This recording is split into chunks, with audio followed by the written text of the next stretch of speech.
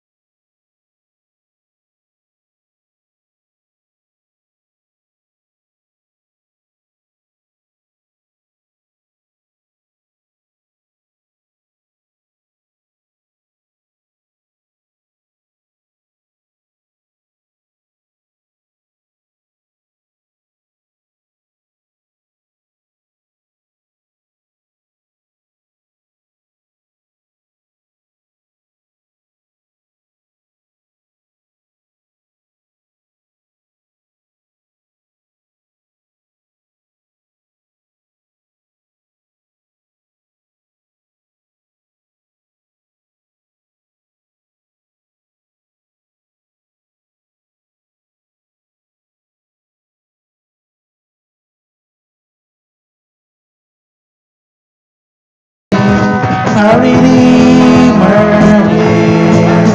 My Redeemer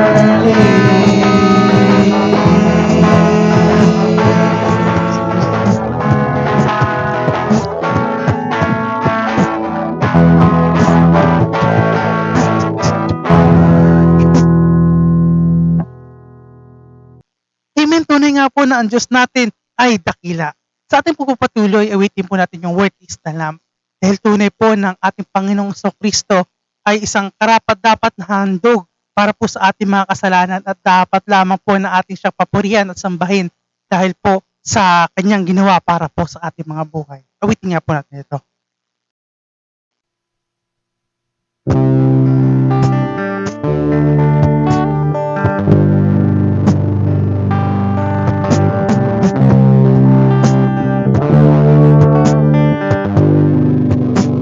Thank you for the cross,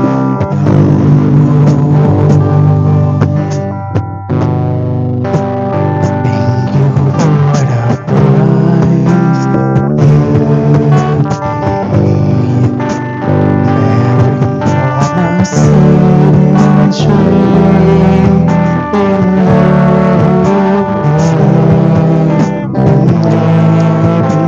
amazing grace, thank you for this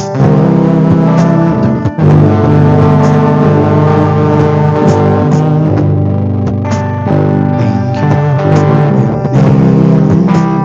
for the sins. Wash me in your cleansing flow. Now all I know, your forgiveness and grace. Worthy is the Lamb, seated on the throne. Coming now with many crowns, you reign victorious.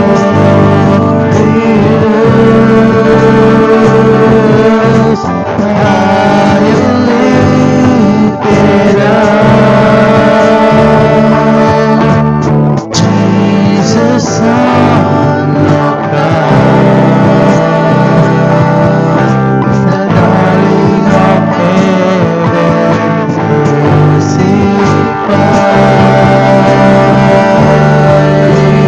Worthy is the Lamb, worthy is the Lamb. Thank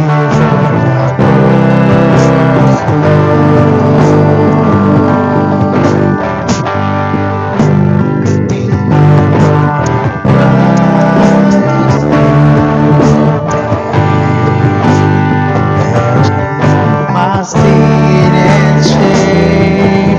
In love you came, and gave amazing grace. Worthy is the Lamb, seated on the throne. Coming now with many crowns, you reign victorious.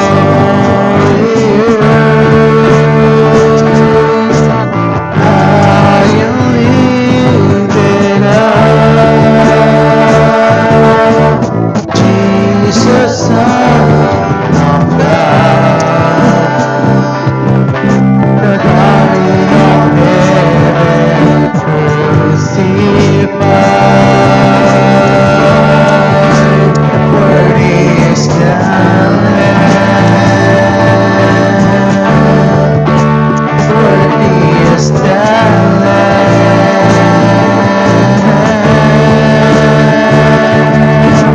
worthy is the Lamb, seated on the throne. Crown you now with many crowns, you reign victorious.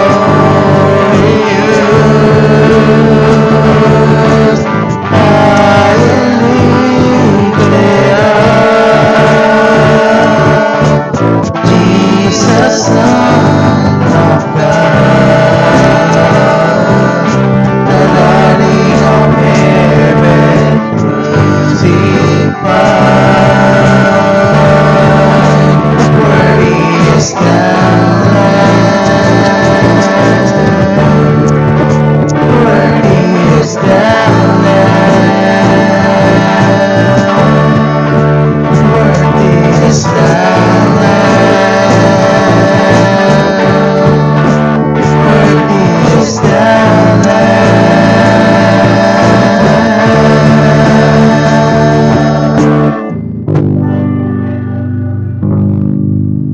Magandang araw po sa inyong lahat mga kapatid. Happy Easter Sunday po.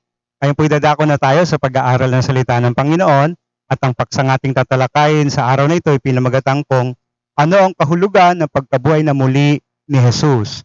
Ano ang kahulugan ng pagkabuhay na muli ni Jesus? Ang ating pong teksto ay makikita natin sa aklat po ng Lucas, Kapitulo 24, talatang 1 hanggang 9, na kung saan ganito nga po ang sinasabi. Datapwat ng unang araw ng sanglinggo, pagka umagang-umaga ay nagsiparoon sila sa libingan na may dalang mga pabango na kanilang inihanda. At nasumpungan nilang naigulong na ang bato mula sa libingan. At sila'y nagsipasok at hindi nila nangasumpungan ang bangkay ng Panginoong Hesus. At nangyari na samantalang sila'y nagtitilihan dahil dito, narito tumayo sa tabi nila ang dalawang lalaki na nakasisilaw ang mga damit. At nang sila'y nangatatakot at nakakatungo ang kanilang mga mukha sa lupa ay sinabi nila sa kanila, bakit hinahanap ninyo ang buhay sa gitna ng mga patay? Wala siya rito. Datapwat nagbangon, alalahanin ninyo ang salita niya sa inyo nang siya ay nasa Galilea pa, na sinasabi, kinakailangan na anak ng tao ay bigay sa mga kamay ng mga taong makasalanan at ipako sa krus at magbangong muli sa ikatlong araw at naalala nila ang kanyang mga salita. At nagsibalik mula sa libingan at ibinalita ang lahat ng mga bagay na ito sa 11 at sa lahat ng mga iba pa. Sumandali po tayong manalangin. Aming amang Diyos, kami nga po'y dumudulog sa inyo sa sandaling ito. Inihiling ko nga po, Ama, na inyong patuloy na bigyan kami ng pagkaunawa sa inyong mga salita at maging malinaw, Panginoon, ang inyong pong mensahe na nais na ipaabot iparating sa bawat sa amin. Kami po inyong kausapin, kami inyong katagpuin, gawing biyaya at pagpapala sa buhay ng bawat isang makikinig ang inyong pong mga aral at ang mga mensaheng mahayag sa aming mga buhay. Ito po ang mga aking hiling at dalangin sa inyo sa pangalan ng aming Panginoong Hesus. Amen at amen. Ang ating nga pong paksa, tulad ng aking sinabi, ay ano ang kahulugan ng pagkabuhay na muli ni Jesus. Dito po sa ating pag-aaral na ito mga kapatid, ay hindi na po natin bibigyang pansin o tatalakayin yung mga patunay kung nabuhay nga ba talaga muli ang ating Panginoong Hesus. Sapagkat ito po ay hindi na po pinagtatalunan. Matagal nang napatunayan na ang ating Panginoong Hesus ay muli nga pong nabuhay. Kaya nga po sa mensaheng ito, ang nais ko pong bigyang pansin ay kung ano ang kahulugan ng pagkabuhay na maguli at kung ano po ang kahalagahan nito sa atin na mga sumasampalataya sa ating Panginoong Hesukristo. Ano nga po ba ang kahulugan ng pagkabuhay na maguli at ano po ang kahalagahan nito sa atin na mga sumasampalataya sa Panginoong Hesus? Una, na ang kanyang sinasabi at inaangkin ay totoo. Yung pong kanyang sinasabi at inaangkin ay totoo. Ang sabi nga po dito sa aklat ng Juan, Kapitulo 11, talatang 25 ay ganito. Sinabi sa kanya ni Jesus, ako ang pagkabuhay na maguli at ang kabuhayan. Ang sumasampalataya sa akin, bagamat siya'y mamamatay, gayon may mabubuhay siya. Pansin niyo po, sinasabi ng Panginoong Hesus, siya daw po ang pagkabuhay na maguli. Yung mga taong sumasampalataya sa Kanya, bagamat mamamatay, pero mabubuhay na muli. Kaya tayo po na mga sumasampalataya sa Panginoon, totoong darating ang panahon at sandali ng kamatayan dahil ito nga po itinakda sa atin, pero wag po kayong mabahala sapagkat muli po tayong bubuhayin ng ating Panginoon. Sa John chapter 14 verse 6, ganito naman po ang sinasabi. Sinabi sa Kanya ni Jesus, ako ang daan, ang katotohanan at ang buhay. Sino man ay di makakaparoon sa Ama, kundi sa pamagitan ko. Dito inaangkin ng Panginoong Hesus na siya po yung daan patungo sa Ama sa langit na bayan at wala na pong iba.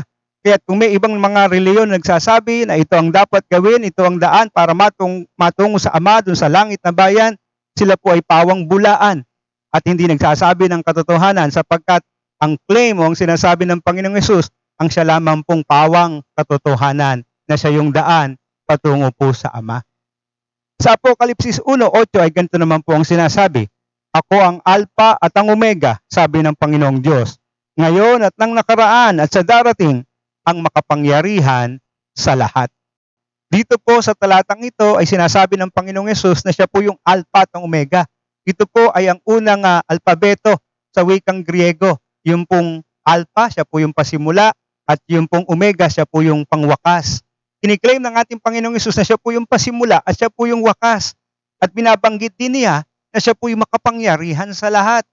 Kaya ito pong katotohanan ito ay makikita nating totoong ganap, totoong kiniklaim ng Panginoon at kanya pong kayang gawin at tuparin dahil nga po sa kanyang pagkabuhay na maguli. Pangalawa, ano pa po ang kahulugan ng pagkabuhay na maguli ng Panginoon at ang kahalagahan natin nito sa atin ng mga sumasampalataya?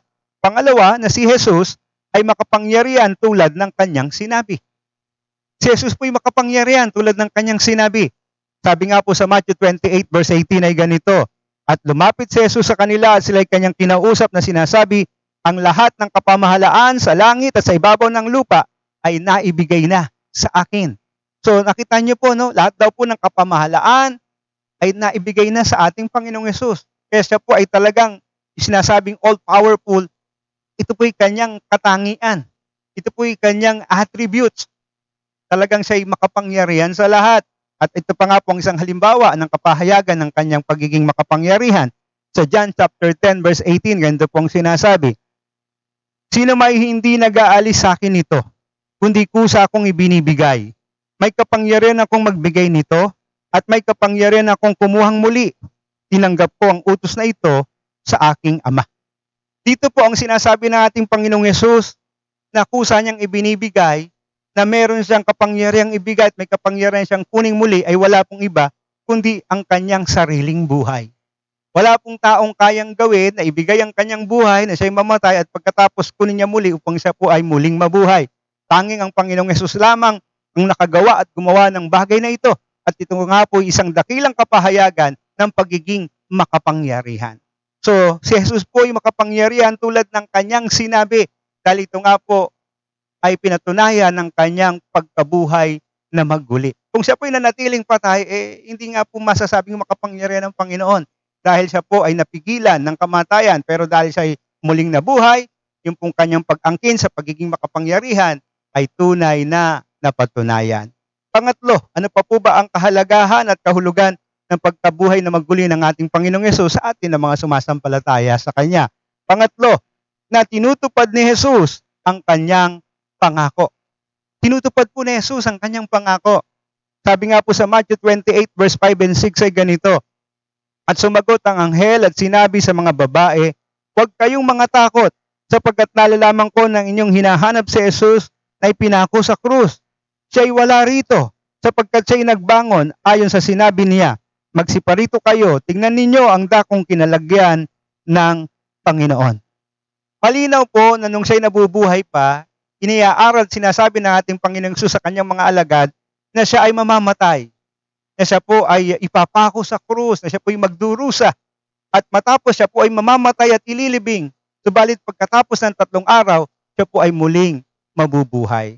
So kaya makita niyo po mga kapatid, dito, nung makita ng mga alagad ng Panginoon na wala na siya sa kanyang libingan, ito po'y patunay lamang ng kanyang pagtupad ng kanyang pangako. Patunay lamang na siya'y tumutupad ng kanyang pangako. Kaya mga kapatid, kung meron po tayong mga pangako ng Diyos na pinanghahawakan, kung meron pong mga salita ng Diyos na ating pinagtitiwalaan, nais ko pong sabihin sa inyo, ito po inyong asahan, sapagkat ang ating Panginoon ay kayang tumupad ng kanyang mga pangako, sapagkat siya po'y nabuhay na maguli. Kung siya po'y nanatiling patay, wala po tayong maaasahan na matutupad ng mga pangako niya. Pero dahil po siya'y muling nabuhay, ano man ang pangako ng Diyos, panghawakan ninyo, ito po'y kanyang matutupad at kanyang kayang tuparin. So hindi lamang po ito ang kahulugan at kahalagahan ng pagkabuhay na maguli ng ating Panginoon sa atin ng mga mananampalataya, kundi pang-apat ay ito. Ang ating mga kasalanan ay handa po niyang patawarin. Ang ating mga kasalanan ay handa niyang patawarin. Ang sabi nga sa Romans 8:1 ay ganito, ngayon nga'y wala nang anumang hatol sa mga na kay Kristo Jesus. Ibig sabihin, kung ikaw ay na kay Kristo na, kung ikaw ay sumampalataya na sa Panginoong Yesus, nakipag-isa na sa ating Panginoong Kristo, hindi ka nahahatulan pa na maparusahan sa apoy ng impyerno at sa kaparusahan ng ating Panginoong Diyos. At hindi lamang yan, sinasabi rin nga po sa unang Juan 1:9 ay ganito, na kung ipahayag natin ang ating mga kasalanan, ay banal at tapat siya na tayo patawarin sa ating mga kasalanan at tayo lilinisin sa lahat ng mga kalikuan. Anong sabi po dito? Kung ipapahayag mo yung kasalanan mo. Kung tayo po'y magsasabi ng ating mga kasalanang nagagawa, aamin sa Diyos, magsisisi, ang Diyos ay handa po tayong patawarin handa po siyang linisin ang ating mga pagkakasalang nagagawa. Kaya nga po, tunay nga na ang Diyos natin ay handang patawarin po tayo sa ating mga kasalanan. Kaya sana nga po, magawa natin na umamin, magawa natin na mingi ng kapatawaran sa Diyos. Dahil po sa kanyang muling pagkabuhay, meron po siyang kapangyarihan at karapatan na magpatawad ng kasalanan ng mga taong nagsisipagsisi. Panglima, ito pa po ang kahalagahan at kahulugan ng pagkabuhay na maguli ng ating Panginoon sa atin ng mga mananampalataya. Ang kasalukuyan nating problema ay maaari ng maayos. Hallelujah. No? Sapagkat wala namang taong wala pong problema. Lahat tayo ay namumroblema. Pero dito po, ang kahulugan ng pagkabuhay na maguli ng Panginoon sa ating mga mananampalataya, yung pong kung may problema tayo, ito po pwede nang maayos. Ang sabi nga sa Efeso 1:19 hanggang 20 ay ganito, at kung ano ang dakilang kalakhan ng kanyang kapangyarihan sa ating nagsisampalataya, ayon sa gawa ng kapangyarihan ng kanyang lakas, na kanyang ginawa kay Kristo, nang ito'y kanyang buhaying maguli sa mga patay, at pinaupo sa kanyang kanan sa sangkalangitan. Pansinin niyo po mga kapatid, ang Panginoong Yesus ay binuhay na maguli, at nang siya'y mabuhay na maguli, siya po'y pumanik sa langit, at siya po'y nakaupo sa kanan ng Diyos.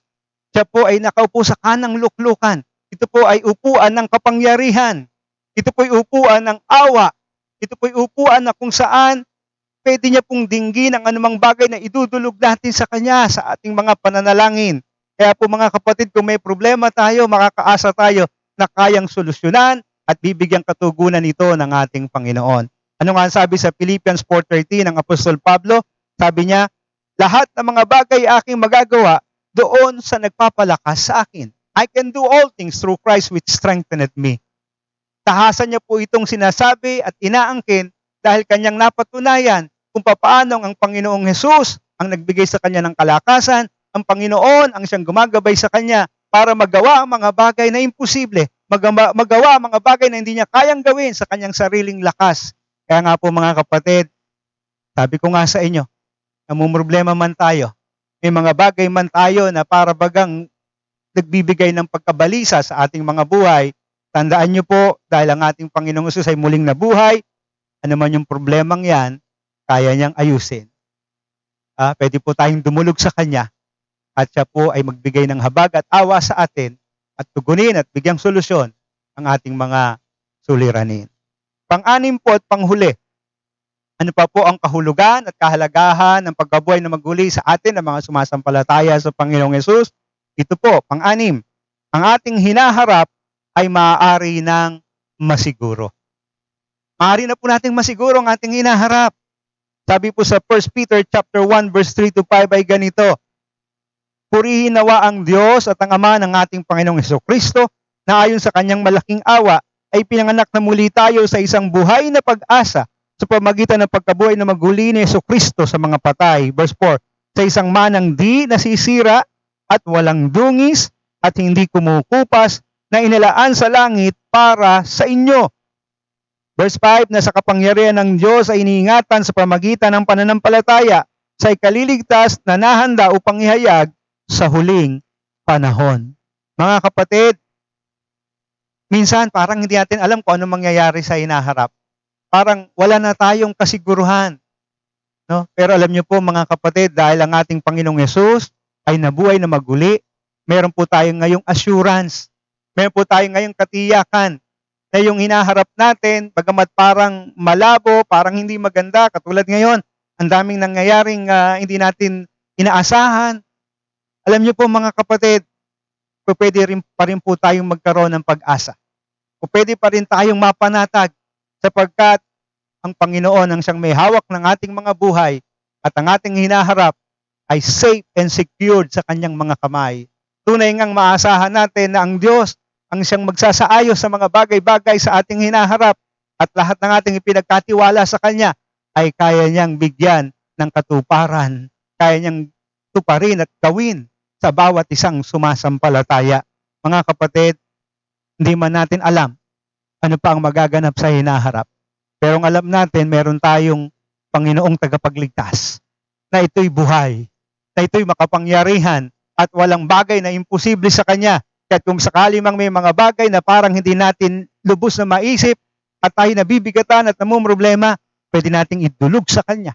Pwede tayong lumapit sa Kanya at maasahan natin na kaya niyang ayusin, kaya niyang baguhin ang mga bagay-bagay sapagkat siya'y buhay at siya'y makapangyarihan.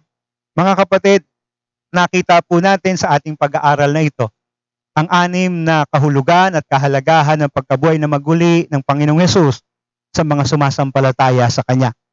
Nawa po mga kapatid, matapos nating mapakinggan ang kahulugan at kahalagahan ng pagkabuhay na maguli ng ating Panginoong Hesus, tayo po ay, sabi nga, maniwala.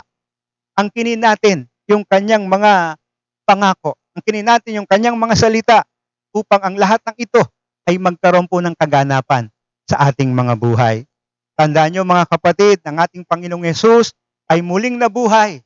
At ngayon siya po'y nananatiling buhay kasama natin. At dahil po dyan mga kapatid, no, hindi po lingid sa Kanya yung mga nangyayari sa buhay natin. Hindi po lingid sa Kanya ang mga nagiging kaganapan sa ating kapaligiran. Alam niya yung mga pinagdaraanan natin. Alam niya itong mga nangyayaring ito. Sabi nga, tayo lamang ang hindi nakakaalam kung ano yung po pwede pang mangyari sa hinaharap. Pero sa ating Panginoong Diyos, alam niya ang nakaraan, alam niya ang kasalukuyan, alam niya ang hinaharap. Kaya meron din siyang solusyon. Kaya niya ring tugunan, kaya niya ring ayusin ang mga bagay na ito sa ating pong mga buhay. Kaya sana mga kapatid tayo po'y manalangin, magtiwala sa ating Panginoon. At tandaan niyo mga kapatid, dahil siya'y nabuhay na maguli, lahat ng bagay ay posible. Posible ang lahat ng bagay sa ating Panginoong Hesus. Kaya sana po patuloy tayong magtiwala. Patuloy tayong manalangin. Patuloy tayong umasa sa Panginoon. At ano naman ang ating pangangailangan, ano naman ang ating suliranin, ating pong idulog sa Kanya at makikita natin dahil siya'y makapangyarihan sa lahat, ito'y Kanyang tutugunin. Magandang araw po, pagpalain tayong lahat ng ating Panginoon. Tayo po'y magwakas sa panalangin. Ama naming Diyos, sa sandali pong ito, nawa nga po Panginoon ay patuloy na gawin yung biyaya at pagpapala ang mga katotohanan na nahayag sa aming kalagitnaan. Panginoon, patuloy na kayo po ang siyang kumilos, kumatagpo sa buhay ng bawat isa. At nawa ang inyong mga salita at mga katotohanang nahayag ay tumimo sa puso't isipan ng bawat isa sa amin. Manatili, Panginoon, sa aming mga puso't isipan at mangyaring aming mapanghawakan. At kayo po, Panginoon, na magbigay ng kalakasan ng aming mga pananampalataya. Magbigay, Panginoon, ng pag-asa. Magbigay, Panginoon, ng katuwaan, ng kasiyahan, ng kapanatagan, ng kapayapaan ng mga puso at ng aming mga isipan na sa mga bagay na nagaganap sa aming kapaligiran na ito, Panginoon, na hindi namin naunawaan, hindi namin naintindihan. Alam namin, Panginoon, meron kayong kasagutan, meron kayong solusyon, meron kayong layunin, Panginoon, kung bakit nyo itinutulot na maganap ang mangyari ang mga bagay na ito. Kung kaya nga po sa sandaling ito, Panginoong Diyos, kami po ay dumudulog sa inyo, umaasa at nagtitiwala, Panginoon. Lord, kayo po nakakaalam ng mga pangangailangan ng aking mga kapatid. Kayo po nakakaalam, Panginoon, ng mga bagay na kanilang hinihiling, Panginoon, sa inyo. Ama, ang aking hiling at dalangin, dinggin po ninyo ang bawat panalangin ng aking mga kapatid. Bigyan niyo pong katugunan, Panginoon, ang mga nasa ng puso ng bawat isa. At patuloy na kayo, Panginoon, magpahayag ng inyong kapangyarihan. At kung meron pong nangangailangan ng kaligtasan, Panginoon, inyo nga po siyang iligtas sa kaparusahan sa apoy ng impyerno. Kung meron pong nangangailangan ng kapatawaran, Panginoon, igawad niyo po sa kanyang kapatawaran, sa kanyang paghingi ng tawad sa inyo. Siya po inyong patawarin sa kanyang mga kasalanan at bigyan ng katiyakan ng kaligtasan. Ama, salamat po ng maraming marami. Sa inyo po kami nagtitiwala, sa inyo po kami umaasa, at alam po namin, Panginoon, na meron kaming buhay na pag-asa at ang lahat ng bagay ay posible dahil kayo nga po yung Diyos na makapangyarihan at kayo'y buhay at kayo'y kasama namin. Ito pong aming samot panalangin, Ama, sa pangalan ng aming Panginoong Hesus. Amen at Amen. God bless you. Pagpalain po tayong lahat ng ating Panginoon. Happy Easter po.